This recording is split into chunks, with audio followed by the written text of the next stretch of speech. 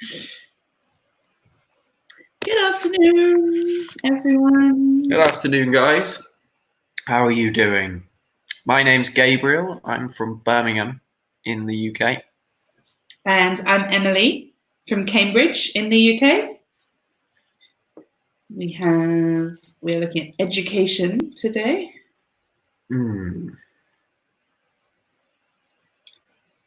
And we are both in Rome. We work at the Ponte Lungo school in Rome.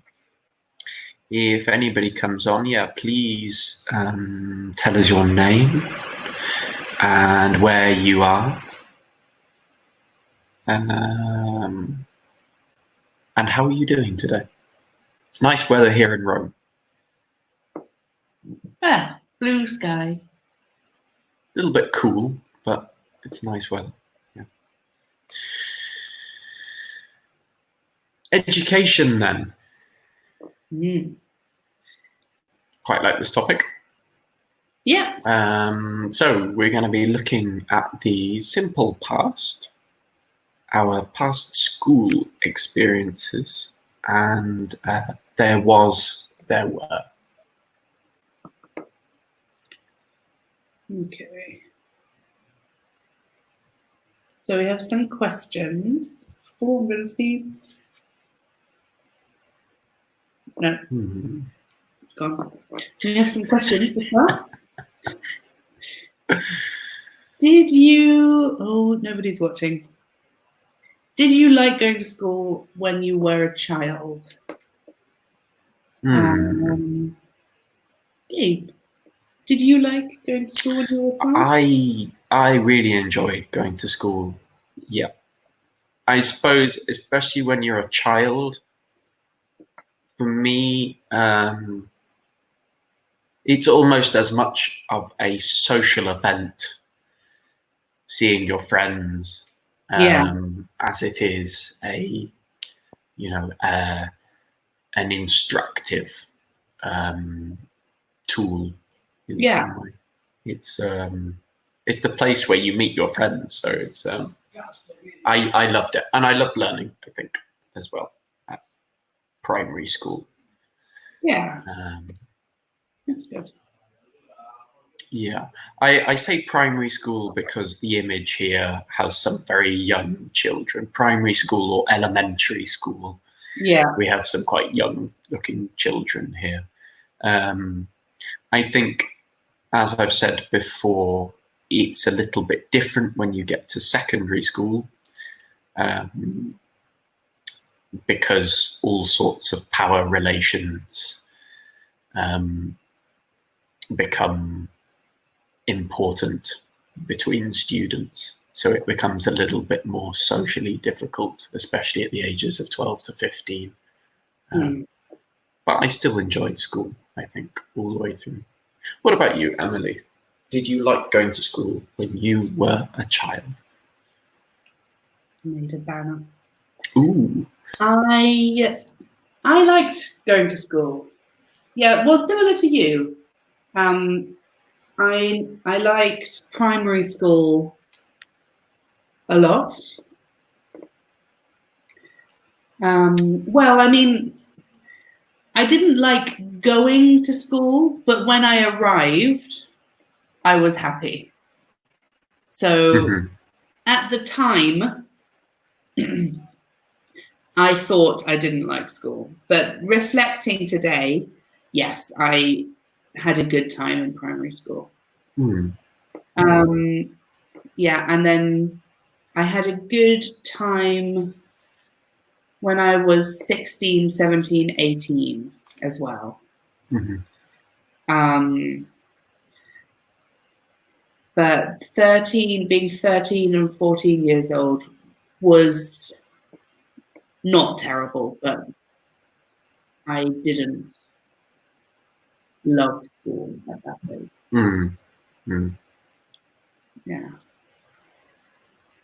Yes, at 16, 17, 18, you have slightly more independence, I think, and I don't know, maybe certainly in my school, I felt that people had by then perhaps discovered a little bit more about their own identity and perhaps were happier with it than they were at 14 or 15, when people are very much figuring out who they are and then kind of taking that out on other people in relationship to them, you know. Yeah. Yeah, I agree.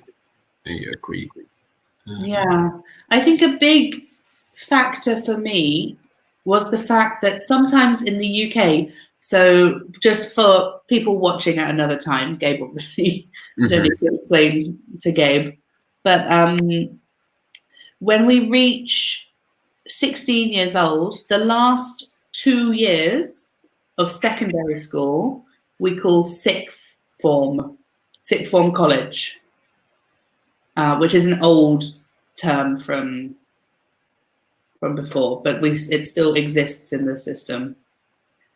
And at my school, my secondary school finished at 16 years old, and all the students had to find a different school for the last 2 years for sixth form college. And I went to my sixth form college was only for these 2 years. It was a big, big school. It had about 2,000 students only over the last 2 years of high school, of secondary school. And I think that change was very useful with the students, because all of the bad energy and lingering resentments and things from secondary school, from being 14 and 15, kind of were left behind, and there was a much more mature attitude when I went to sixth form. People weren't so petty, so childish about a lot of things. So I think having that change was actually really good. So even though most of my friends at my new school, most of my friends were the same as at the previous one, there was just a different atmosphere there. Mine was a little bit different. So my secondary school was attached to my sixth form college. So instead of, as with Emily's case, she changed schools at 16, I went to the same school from the age of 11 to 18. But I think it's interesting. I think that due to the fact that in the last 2 years, the focus is on exams and your future, I think with the greater sense of responsibility, perhaps, and the idea that this is for a purpose now. I think there was a mentality shift as well, and people similarly stopped the kind of stupidities and petty. I'm trying to use phrases that are not that are not too difficult to understand. There was a much more mature outlook, I think, because of exams and the possibility of university afterwards, I think. Yeah. Did your school have a distinction between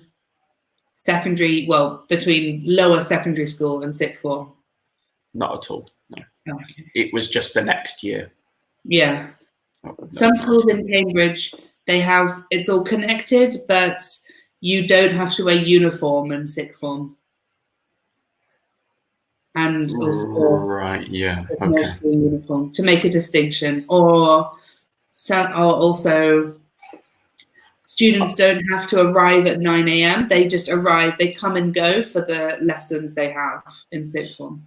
Did you have to be there from the usual hours?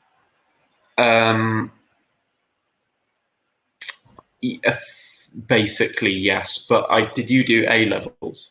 Yeah. Okay, I did in the IB, which, from what I've learned, from what I understand, there are a lot more frees with A levels than with IB. I basically had no free periods, so it didn't really make a difference. Yeah.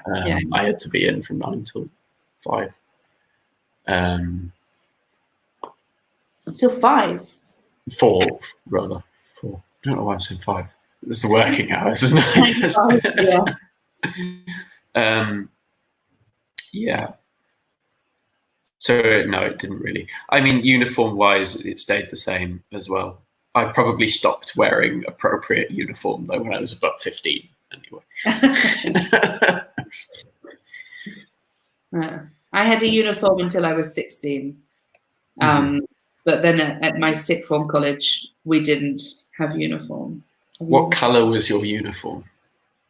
Well, I went to a few different schools. The secondary school that I mostly went to, had the uniform was fine. It was a dark green jumper and black trousers, or a dark green t-shirt. But I went to a private school before that, and it was much more complicated. Uniform was much more complicated. What were you wearing? I want to know. Tartan skirt and white shirt and a blazer.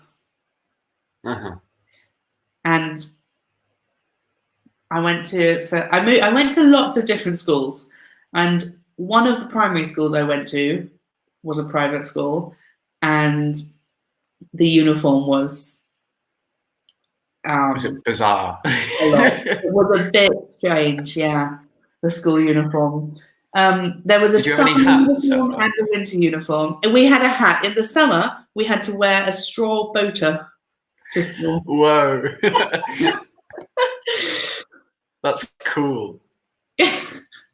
That's cool. A straw boater is a kind of traditional hat made of straw. Was that girls and boys then? Or did you differentiate? It was just girls. And the boys had like berets, did they, or something? No, that school was only girls. Oh, it was just girls, okay. Yeah. I think usually state schools have much simpler uniforms. When I was in a state school, the uniform was much simpler and more comfortable. What was your uniform? My secondary school, black trousers, wore white shirt and blue blazer. Pretty. Oh yeah, that's true. Just a blue tie. Although we had houses as well later on, which you could get a house tie as well. My house was yellow, so I had a gold and black tie, kind of wasp looking tie.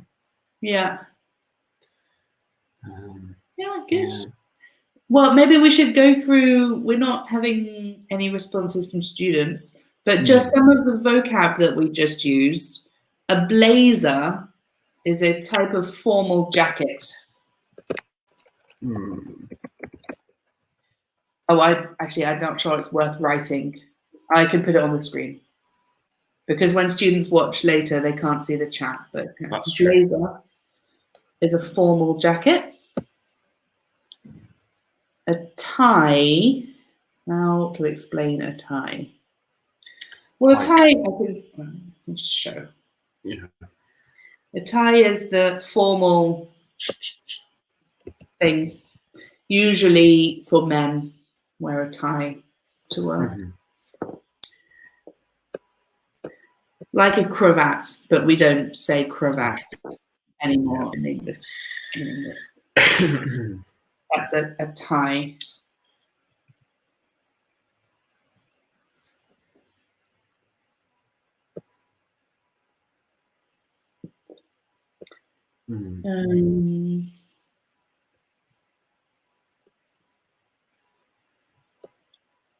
All right. Well, Okay. shall we go on to the next? What? Yeah, okay. Yeah, let's go for it. All right, so we have a match up here. Match the terms on the left to the pictures on the right. And practice pronunciation as well when you say, when we look at these terms, because some of them are a little bit complicated perhaps. Okay, so we have kindergarten, which is a German inherited word for some reason that we've taken over as English as English speakers. Elementary school.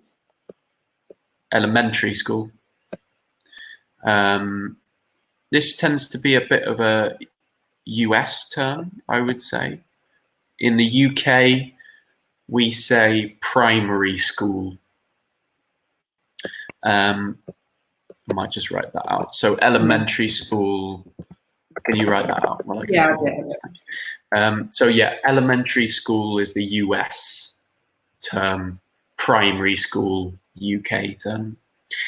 Then we have middle school, high school, and university.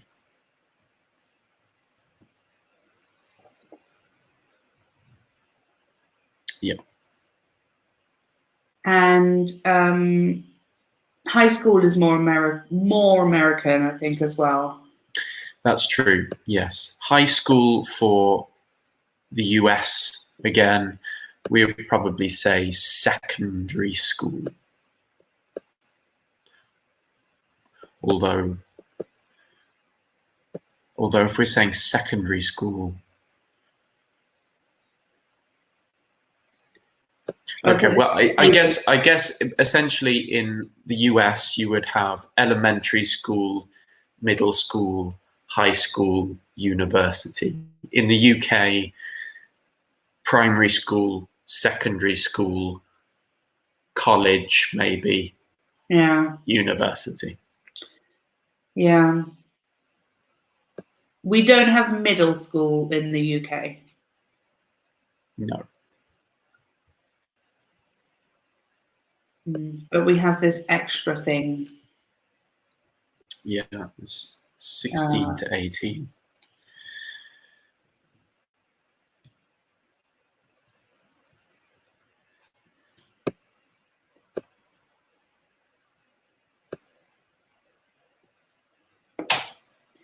And the sixth form is a part of secondary school, really. Mm-hmm. Okay, so let's match up the terms to the pictures. So, A, what are we looking at here? I think she looks maybe 12 years old. So I think middle school. Which I also happen to know is the correct answer. How do we? Can we? What? Okay, B. I think this is kindergarten. I think these children look quite young. Or their activity is quite practical in some way. So kindergarten is probably usually the under fives, would you say? Yeah. Maybe 3 to maybe 2 to 4, that kind of thing. Yeah. I would say actually another piece of vocab. I would have said nursery. I never use the term kindergarten, but I would say nursery. It's interesting that though, but I don't think that is necessarily a UK or a US No, so I didn't division. write that. No, absolutely. Because Emily says nursery, I say kindergarten. So could kindergarten start? Because nursery could start. I went to nursery when I was 3 months old. Are you saying that nursery maybe could be a little bit even earlier than kindergarten? Age. But I don't know. Would you say kindergarten for a child of less than 1? Is that still kindergarten? Maybe. Potential. I mean, I get what you mean. If I had to choose one for an even younger age, I would definitely say nursery. Yeah. Okay. So maybe it's nursery, kindergarten, primary school. So on. Yeah, but no, I don't know. My nursery was until it was called nursery for the first 0 to 4 years old. All right. Okay. Okay. Then we have C. C must be high school. He seems a little old, in my opinion, for high school, but he does. He looks like a businessman. Yeah. In among some 16-year-old students. Yeah. Actually, when I first saw this picture, I thought that was university. But it's high school. I thought it was post-university in some way. Yeah. I thought this might be internship or something. Okay, and then we have D. Elementary school or primary school. Yeah. And finally, university. Yeah. Okay. Which school was your favorite? I think to some extent we covered this, but yeah. Sorry, everybody. I would say mine. I enjoyed my primary school, my elementary school, probably my high school, and I also very much enjoyed university. Oh yeah, university was great. University was fantastic. I think if I had to pick one, maybe even university might have been my favorite. If you had to repeat one of them. If I had to repeat one now, yes, I would probably choose university over elementary school. Lest I be this man. Maybe that's what this man in high school is doing. Yeah. Yeah. Okay. So we've got some subjects. Yeah. The list is math, science, and careful with the pronunciation. There is science, not shy, but science. History, geography, art, and music. And just while we're talking about this word here, math, this is the American. In the UK, we say maths with an S. Small difference. Math or maths. A. It does sound very annoying to a British person if you say math. I will add that. Math.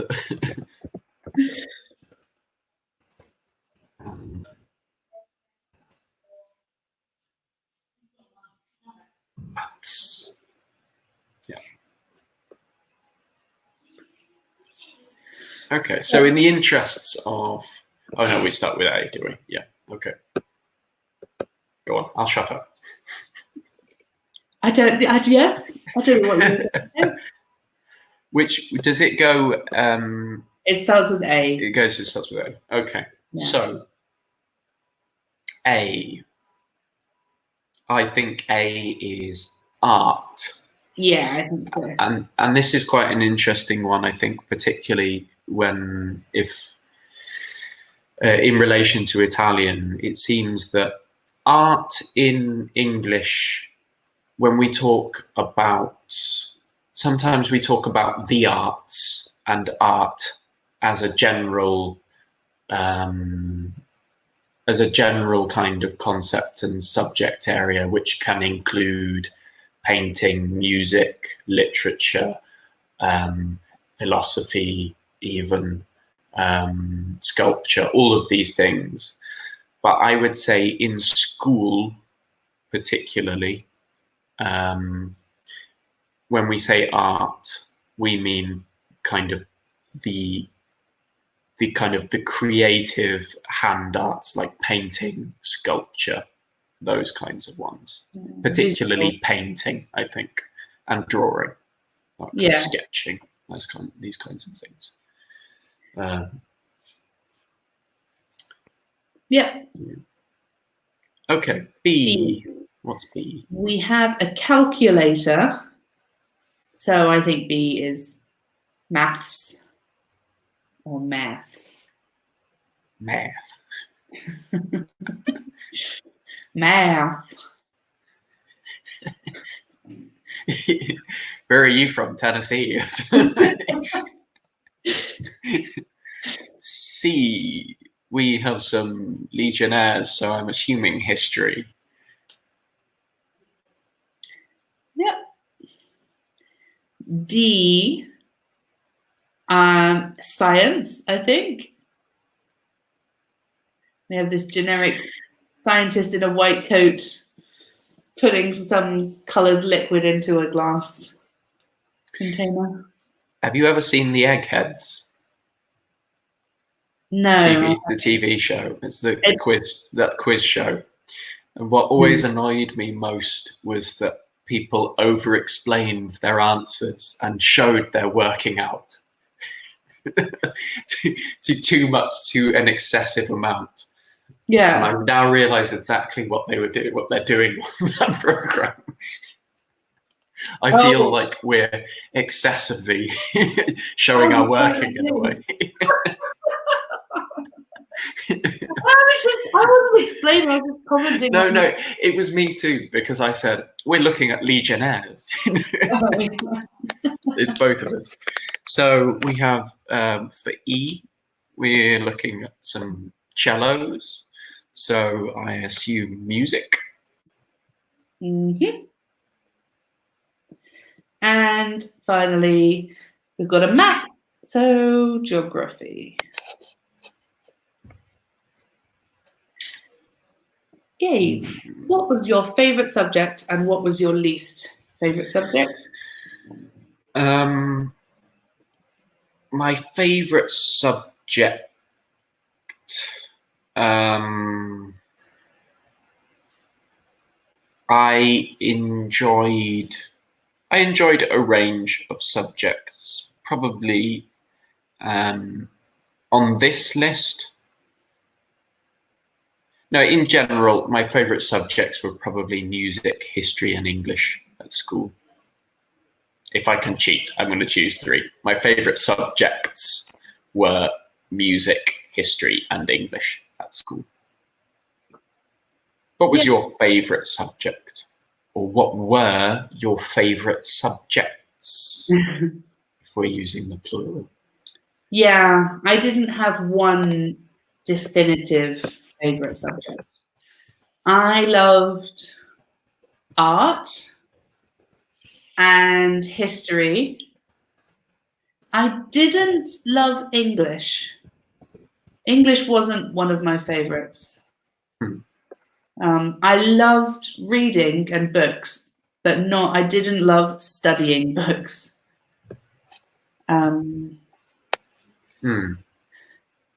Sometimes literature in school can be destroyed by the method in which it's taught, isn't it?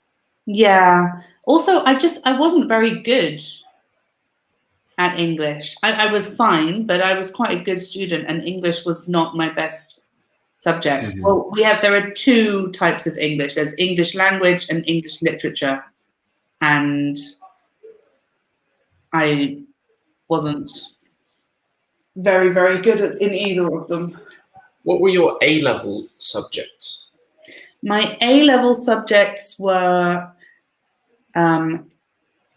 classical history, Latin, French, and art history.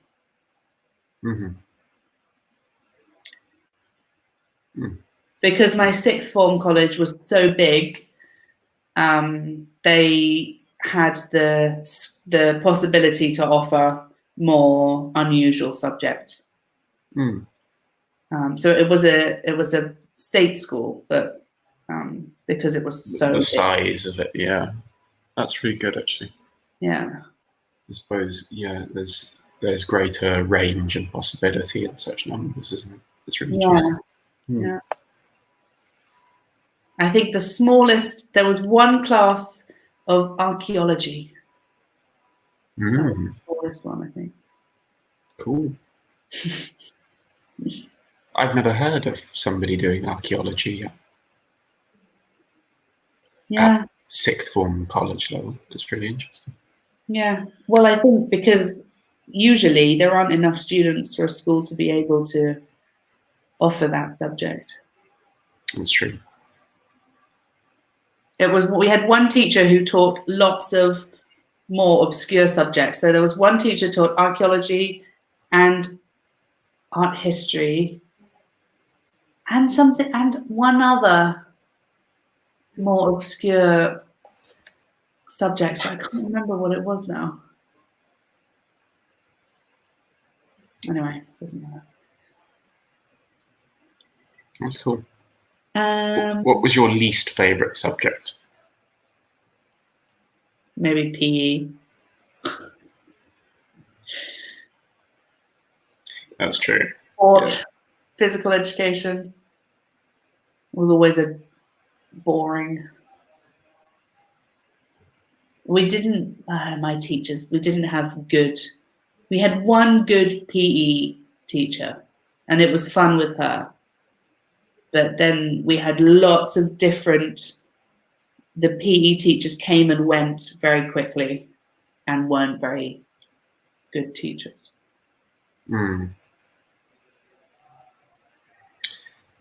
Didn't love maths.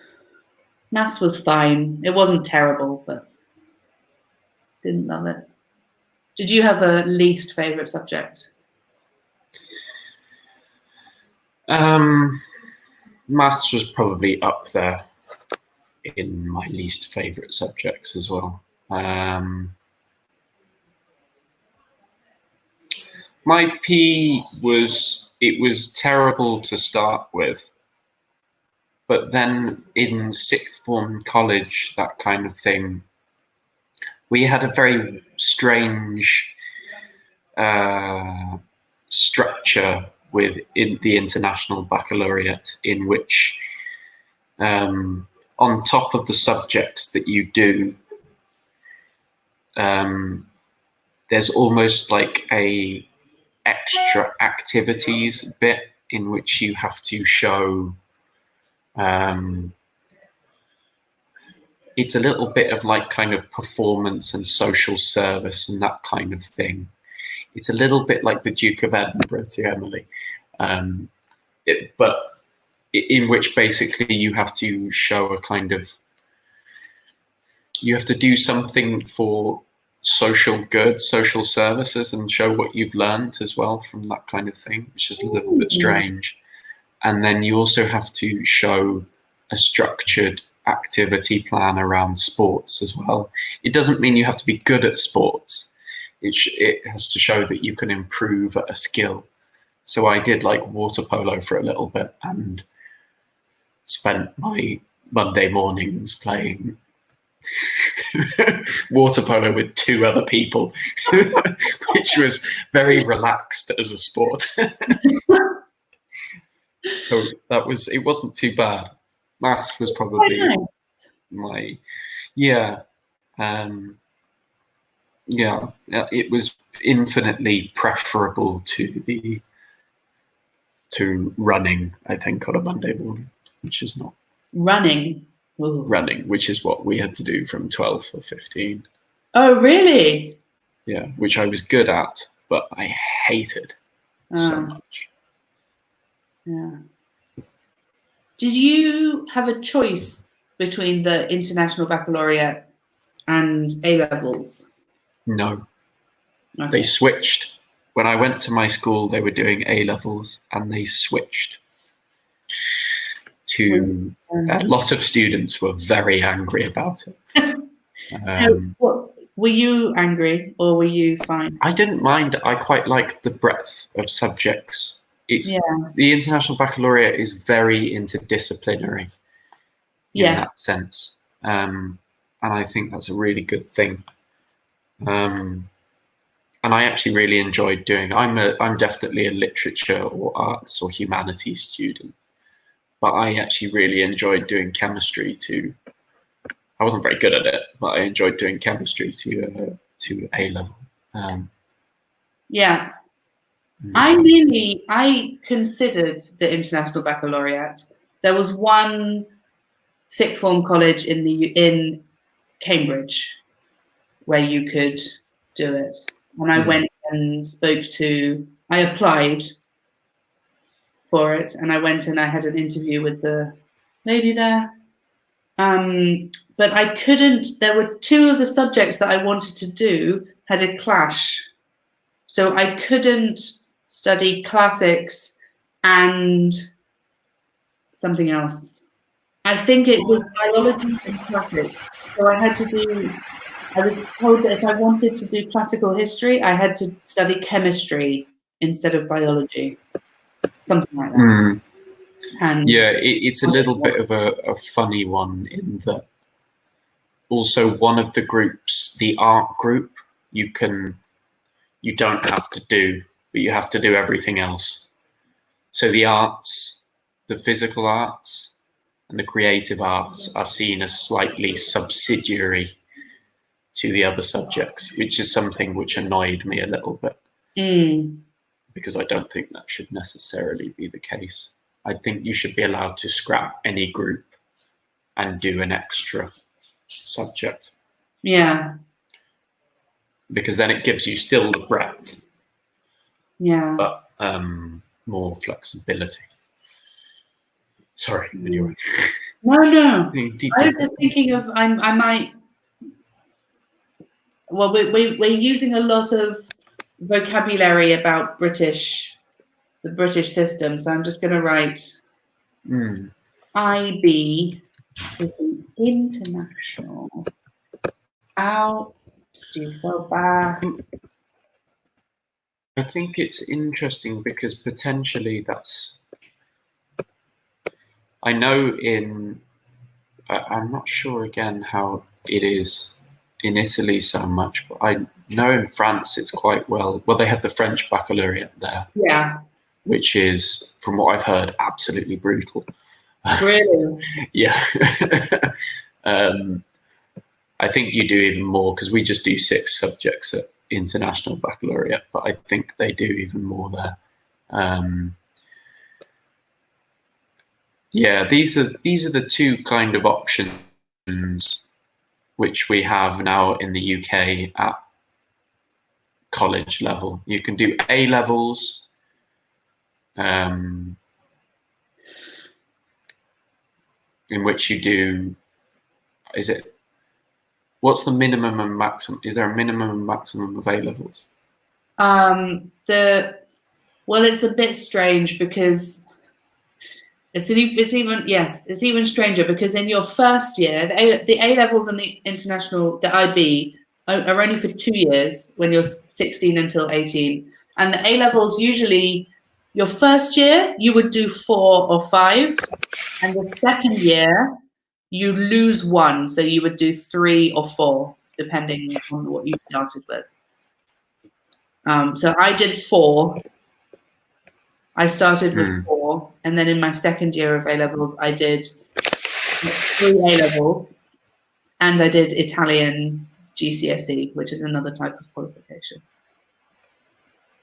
So I don't know, 3.5.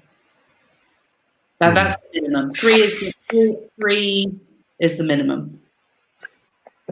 So it's quite specialized. It almost feels a bit. It's a good introduction to university, I think. is another advantage of the A-levels. And also not just that you're looking at something in quite a lot of detail, but also usually the A-levels means you have quite a lot of free time at school. You can come and go, and that's a little bit more similar to being at university as well. So it's quite nice to have a kind of gentle introduction into more independent studying and having control of your time. Kind of a little bit more research orientated. Yeah. Potentially even. Yeah, and the responsibility of being able to come and go from the school as well. I mean, which was possible because my sixth form college was in the centre of town, or near the centre of town. If it's in the countryside, I suppose it doesn't make much of a difference. All right. Should we go forward? Yeah, let's go forward. Well, we've kind of talked about this, I think. Maybe we should look at these. Yeah, let's just look at some simple past. So we've got about 8 minutes left. Okay. So what did you do at school? Well, maybe before we start giving the answers, because these verbs actually the students do at level 6. So the past tense, the regular past simple form. We need the infinitive plus ed. And that's the same first person, second person, and third person. Yeah, cool. So if we apply this rule to the first question, what did you do at school? I play plus ed. I played on the basketball team. Okay, number 2.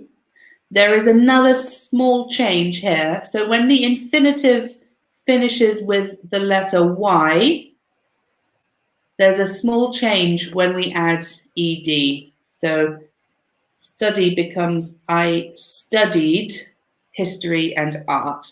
So the Y changes to I. Oh, yes, okay. This is when we have consonant plus Y. The Y changes. If we have, like with play, if we have vowel plus Y, there's no change. If we have consonant plus Y, it changes. Okay, good. Okay, so looking at the third one, if we just add ed, I never attended school on Saturday. And this is quite an interesting example. If we compare number 3 with number 1, in terms of pronunciation, number 3 is attended. Number 1 is played. It's not played, it's played. Usually with the simple past, when we add ed, you don't pronounce the extra e here. So we say played, not played. We would also, for instance, say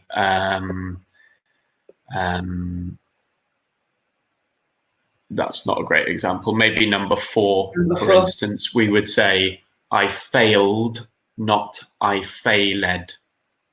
Played, failed. We don't pronounce the E.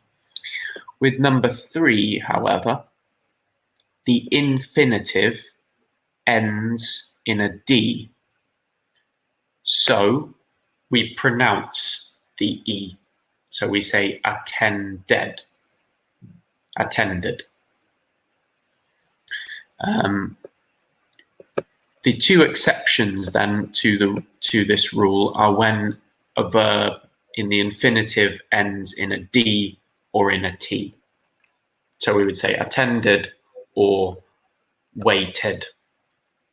Everything else you don't pronounce the E. It's quite a hard thing to explain by webinar, I think. Yeah. You need to see if people you need kind of a response with that. Yeah. Preferably an oral response. Yeah. Exactly. Okay.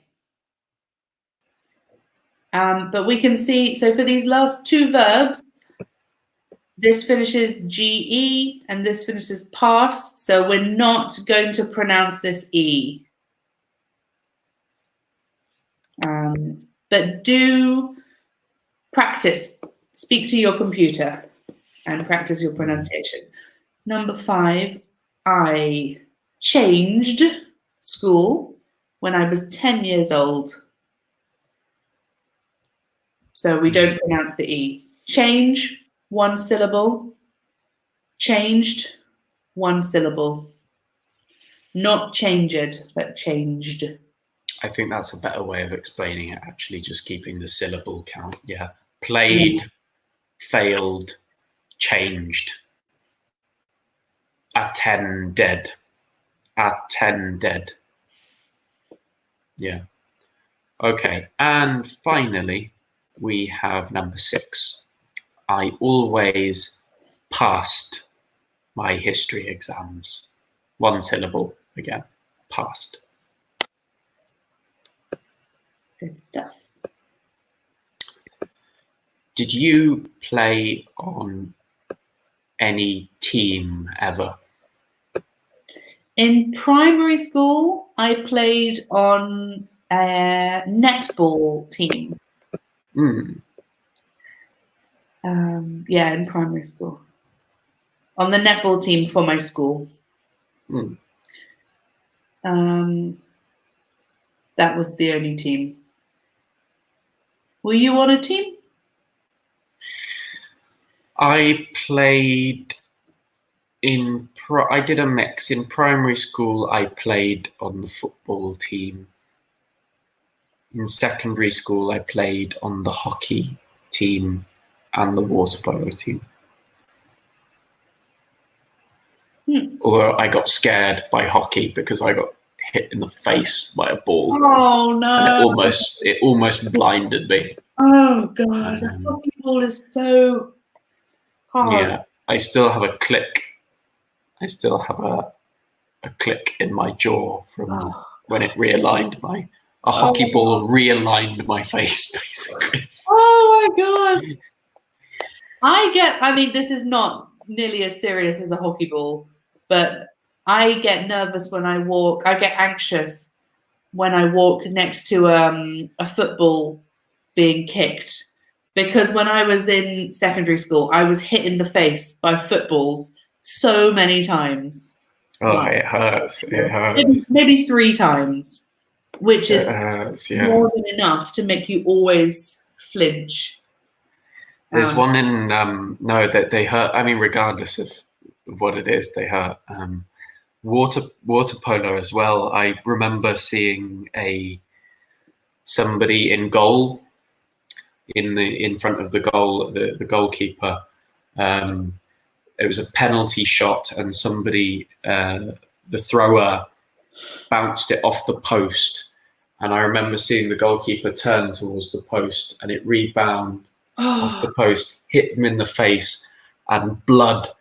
Oh God! Instantly exploded from his face in the pool. Oh. It was a fountain of blood, honestly. Okay. Well, that's a nice place to finish. That's a lovely place to end, isn't it? Okay. Well, if anybody watched this whole webinar, then thank you. I don't think anyone, Yeah. but we have to go. Yeah. And yeah, good. Enjoy the rest of your day, guys. Bye.